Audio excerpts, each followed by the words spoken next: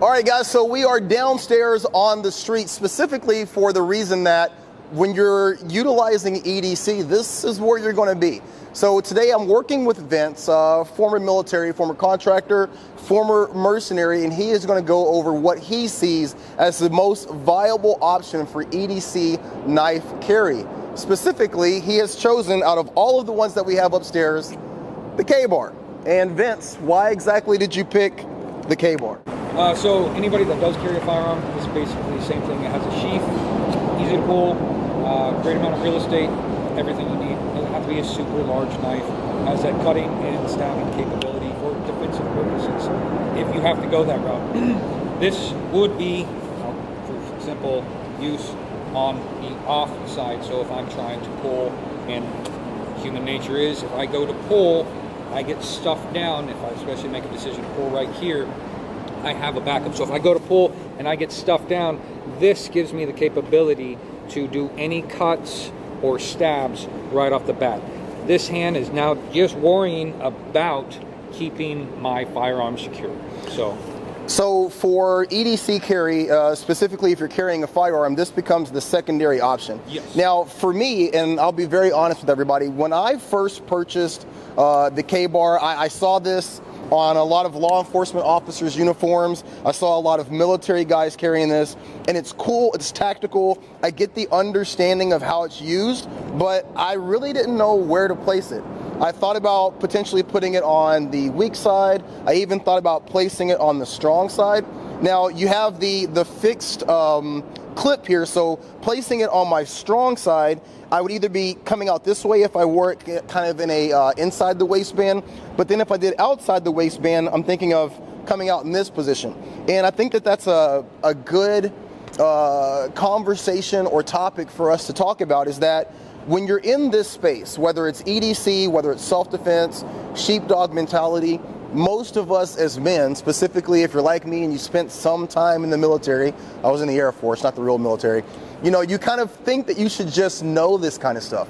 And it's okay to ask. And for the longest time, I haven't really asked people, where should I place this? Where should I have this? So in your opinion, this being the best of the options that I have up there available, where should this be placed? Should it be on my strong side? Should it be on my weak side? And where exactly and why?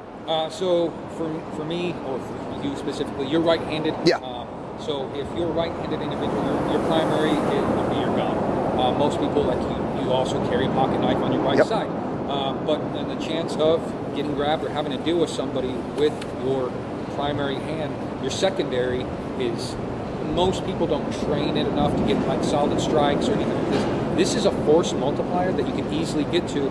So if this hand's preoccupied in any way or facet, you can get to this and still be able to be very effective for defending yourself. Now, do you suggest putting this in like a 9 o'clock position, or should this be something that's pocket carry? Like, what are your thoughts on like direct placement? So for me, right off the bat, like I would just put it pocket-wise because that's ease of access. I have a jacket on.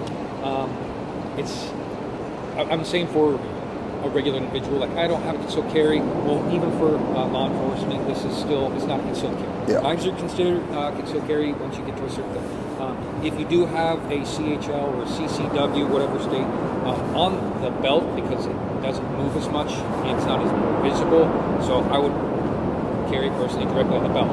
Easier to get to. It's just like pulling a firearm, so you have the premise of that. It's just on the other side. Okay, so as a secondary weapon, we're placing it in the 9 o'clock position of the offside. So if you're carrying in 3 o'clock position carry, you're carrying an appendix, you're going to put this in the 9 o'clock position, and this would be inside the waistband if you have a concealed carry license. Now, you know, check your local listings, and everybody's state, city, and area is going to be a little different, but in certain areas, if you are open carrying, if you have it to where it's visible to the common eye, you can carry that in the open carry position.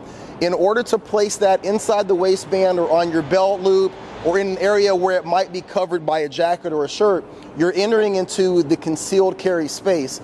In most places, you're going to have a concealed carry license. Even to do that, I think a lot of people fail to understand that a concealed carry license isn't just for carrying a firearm.